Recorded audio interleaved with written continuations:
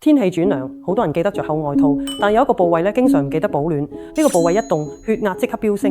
你估到係邊度未？就係頭部。每年一到秋冬，我都會見到好多高血壓患者咧，明明食緊藥啊，控制得好好地啊，點知一轉天氣咧，血壓就升翻上嚟，甚至出現頭暈啊、心跳快啦。佢哋咧好多時都以為係藥唔夠咧，其實好可能只係因為出街冇戴帽啦。咁點解頭部咁重要啊？因為我哋嘅頭部血管豐富，血流量多，係身體散熱嘅主要部位，就好似暖水壺蓋咁。一旦天氣凍，頭部血管會收縮嚟減少散熱，但同時會令血壓升高。呢個反應好快，好直接，尤其對於本身有高血壓嘅人咧，影響特別大。所以秋冬控血壓唔單止靠食藥同埋量素咧，仲要保暖到位，尤其係頭同耳仔。實際做法好簡單，秋天出街可以戴薄帽，冬天就戴厚啲嘅，能夠遮住耳仔嘅帽，唔使貴，唔使靚，最緊要係保暖到位。呢個習慣可以幫你減少血壓波動，令藥效更穩定，人都舒服啲。